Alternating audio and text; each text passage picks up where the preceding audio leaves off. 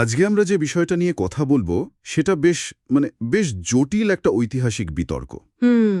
একদিকে আছে পাকিস্তান সরকারের একটা অফিসিয়াল ডকুমেন্ট, একটা শ্বেতপত্র, আর অন্যদিকে সেই রিপোর্টের জবাবে লেখা আস্ত একটা বই। ঠিক।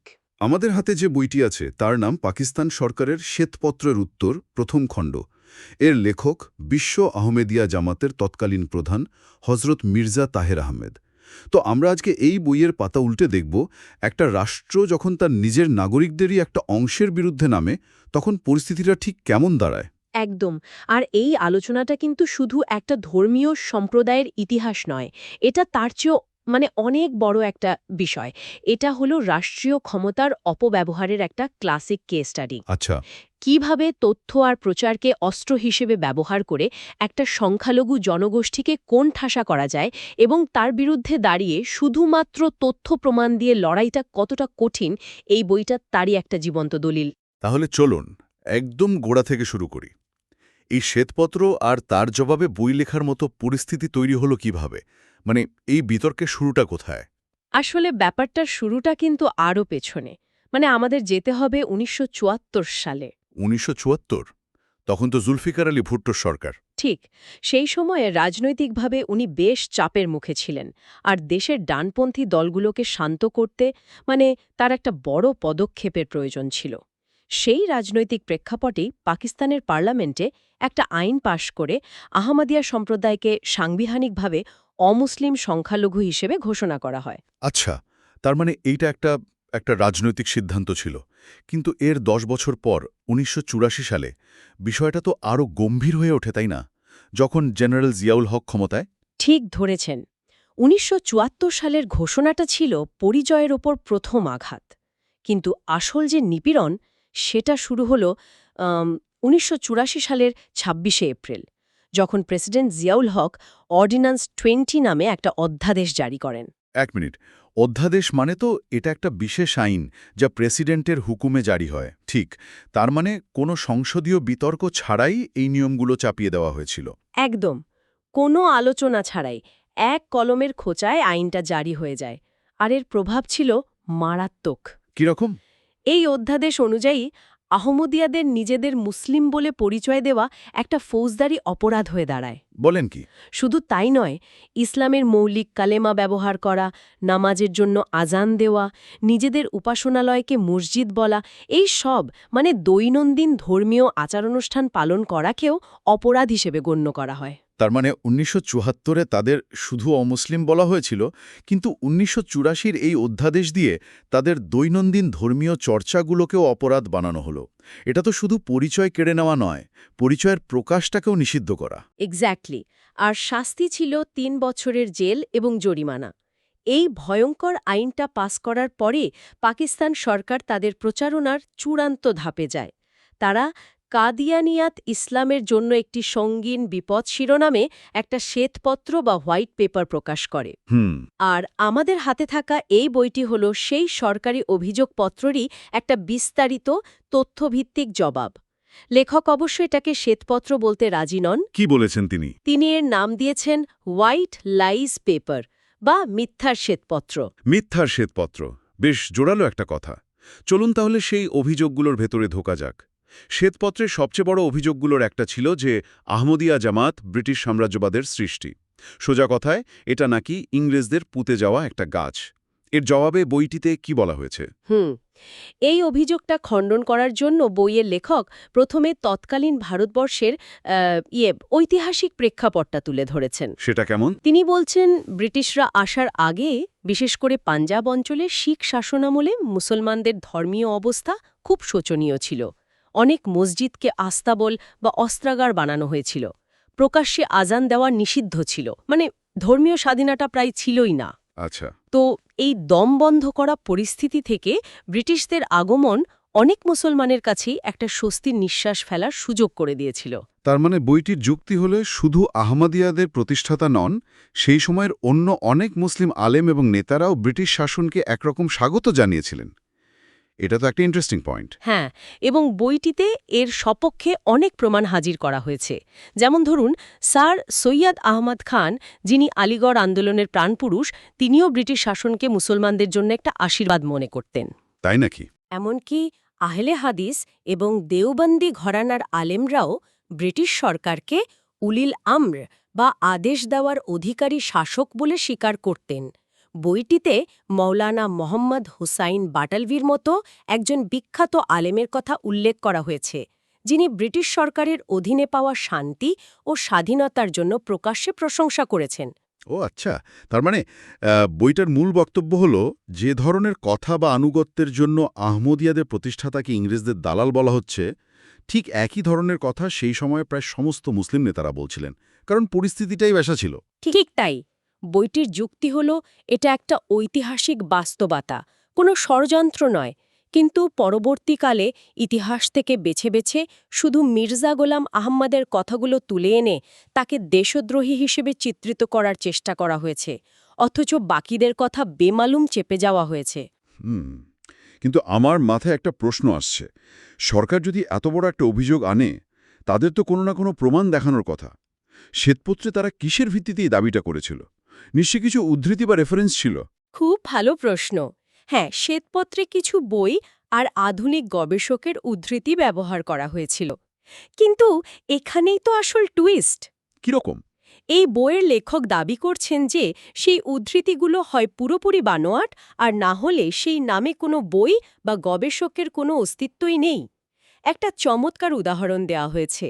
শ্বেতপত্রে the arrival of British empire in India cited by Azame Israil নামে একটি বইয়ের রেফারেন্স দেয়া হয়। আচ্ছা। লেখক জানাচ্ছেন তিনি এবং তার সহকারীরা বহু খোঁজাখুঁজি করেছেন, বিশ্বের বড় বড় লাইব্রেরিতে খোঁজ নিয়েছেন, কিন্তু এই নামে কোনো বই বা আজমে ইসরাইল নামে কোনো লেখকের সন্ধান পাননি। অবিশ্বাস্য! মানে রাষ্ট্রীয় একটা দলিলে এমন সোর্স ব্যবহার করা হয়েছে যার কোনো অস্তিত্বই নেই। এটা তো শুধু অভিযোগ নয়, রীতিমতো জালিয়াতি। বইটির লেখক ঠিক এই শব্দটাই ব্যবহার করেছেন। তিনি বলেছেন এটা ইন্টেলেকচুয়াল ডিসঅনেস্টি বা বুদ্ধিবৃত্তিক অসততার চূড়ান্ত নিদর্শন। ব্রিটিশদের সাথে সমতৌকের অভিযোগটা তো গেল, কিন্তু আরেকটা অভিযোগ আরও বেশি ব্যক্তিগত এবং ধর্মীয় বিশ্বাসের সাথে জড়িত। সেটা হলো জিহাদ নিয়ে। শ্বেতপত্রে বলা হয়েছিল যে আহমদিয়া জামাতের প্রতিষ্ঠাতা ব্রিটিশদের স্বার্থে জিহাদকে বাতিল করে দিয়েছেন। এটা তো খুবই স্পর্শকাতর একটা অভিযোগ। নিঃসন্দেহে। এবং এই অভিযোগের জবাব বইটিতে খুব স্পষ্টভাবে দেওয়া হয়েছে। বইটির মূল বক্তব্য হল হজরত মির্জা গোলাম আহমদ কখনো ইসলাম থেকে জিহাদের ধারণাকে রহিত বা বাতিল করেননি। করেননি? না, তিনি যা করেছেন তা হল সেই নির্দিষ্ট সময়ের প্রেক্ষাপটে তলোয়ারের জেহাদ বা সশস্ত্র সংগ্রামকে স্থগিত বা মুলতবি করার কথা বলেছেন। স্থগিত করা আর রহিত করা, এ দুটোর মধ্যে তো বিশাল পার্থক্য। স্থগিত মানে হলো শর্ত সাপেক্ষে সাময়িকভাবে থামিয়ে রাখা। বইটিতে কি ধরনের শর্তের কথা বলা হয়েছে? বইটির যুক্তি অনুযায়ী ইসলামী শরিয়তে জেহাদের বিভিন্ন স্তর এবং প্রকারভেদ আছে। সশস্ত্র জেহাদ বা জেহাদে আসখার মানে ছোট জেহাদ, সেটা তখনই প্রযোজ্য হয় যখন মুসলমানদের উপর ধর্মের কারণে অত্যাচার করা হয়, তাদের ধর্ম পালনে অস্ত্র দিয়ে বাধা দেওয়া হয়। কিন্তু যদি কোনো শাসক বা সরকার ধর্মীয় স্বাধীনতা দেয়, অর্থাৎ জোর করে কাউকে ধর্মান্তরিত না করে বা ধর্ম পালনে বাধা না দেয়, তখন সেই সরকারের বিরুদ্ধে তলোয়ার ধরা বা সশস্ত্র বিদ্রোহ করা ইসলাম সম্মত নয়। আচ্ছা, তাহলে যুক্তিটা হলো যেহেতু ব্রিটিশ সরকার ভারতীয় উপমহাদেশে ধর্মীয় স্বাধীনতার একটা পরিবেশ দিয়েছিল, তাই তাদের বিরুদ্ধে তলোয়ারের জিহাদ করাটা ইসলামী আইন অনুযায়ী ভুল ছিল। একদম। বইটিতে প্রতিষ্ঠাতার নিজের লেখা থেকে একটি উদ্ধৃতি তুলে ধরা হয়েছে, যা বিষয়টা পরিষ্কার করে দেয়।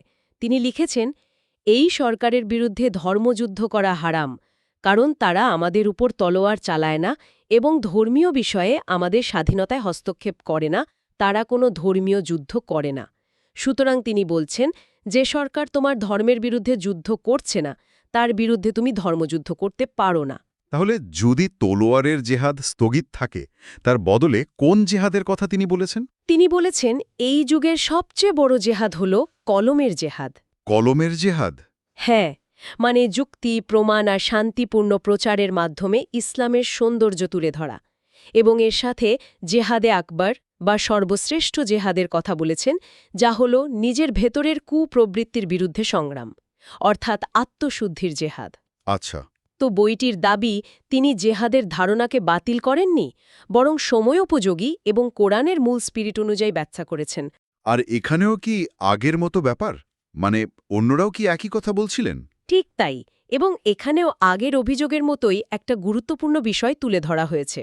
বইটির লেখক দাবি করেন যে শুধু মির্জা গোলাম মাহমুদ নন, ঊনবিংশ শতাব্দীর আরও অনেক বড় বড় মুসলিম আলেম যেমন স্যার সৈয়দ আহমদ খান এবং নবাব সিদ্দিক হাসান খান ভূপালীও ব্রিটিশ ভারতে সশস্ত্র জেহাদকে হারাম বা নিষিদ্ধ বলেছিলেন। তার মানে এই দুটো প্রধান অভিযোগের ক্ষেত্রেই বইটির কৌশল হল বিষয়গুলোকে তাদের ঐতিহাসিক প্রেক্ষাপটে ফিরিয়ে নিয়ে যাওয়া এবং দেখানো যে যে কাজের জন্য তাদের অভিযুক্ত করা হচ্ছে সেই একই কাজ বা কথা সেই সময়ের অন্য মুসলিম নেতারাও করেছেন। প্রিসাইজলি, বইটা দেখানোর চেষ্টা করছে যে কিভাবে ইতিহাসকে সুবিধামতো ব্যবহার করে একটা নির্দিষ্ট সম্প্রদায়কে টার্গেট করা হয়েছে। এই শ্বেতপত্রের অভিযোগগুলো তো শুধু কাগজের পাতায় সীমাবদ্ধ ছিল না, এর বাস্তব প্রভাব কি হয়েছিল?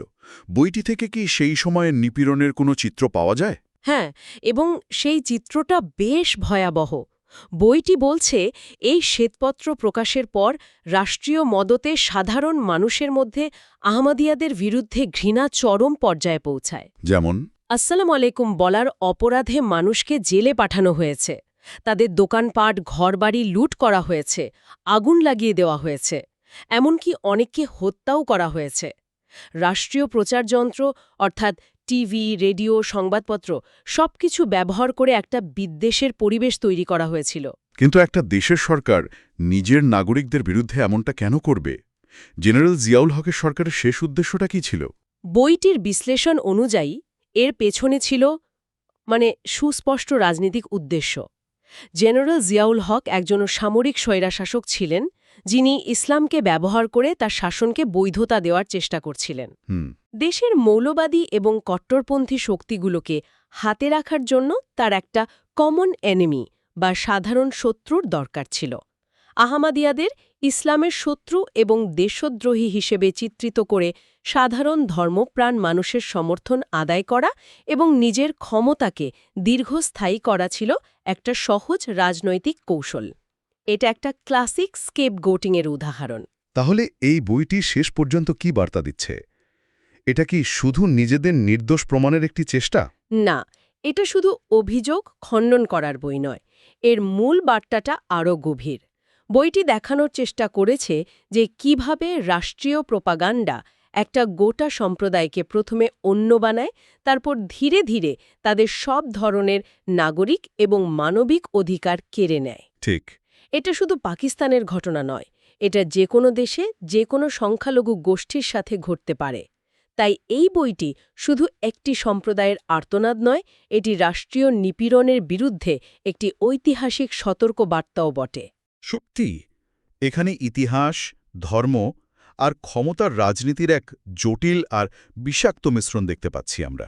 আজকের আলোচনা থেকে একটা বিষয় খুব পরিষ্কার: যখন রাষ্ট্র নিজেই তার সমস্ত শক্তি দিয়ে কোনো সংখ্যালঘু সম্প্রদায়ের বিরুদ্ধে একটা বয়ান বা ন্যারেটিভ তৈরি করে, তখন সত্য মিথ্যার লড়াইটা অত্যন্ত অসম হয়ে পড়ে। একদিকে রাষ্ট্রের মিলিয়ন ডলারের প্রচারণা, আর অন্যদিকে একটা সম্প্রদায়ের নিজেদের কথা বলার সীমিত প্রচেষ্টা। এই বইটি সেই অসম লড়াইয়েরই একটা দলিল। এটা আমাদের ভাবতে বাধ্য করে যে তথ্যের এই অবাধ প্রবাহের যুগেও রাষ্ট্রীয় প্রচারণা কতটা শক্তিশালী এবং বিপজ্জনক হতে পারে। শ্রোতাদের জন্য একটা ভাবনা রেখে যেতে চাই।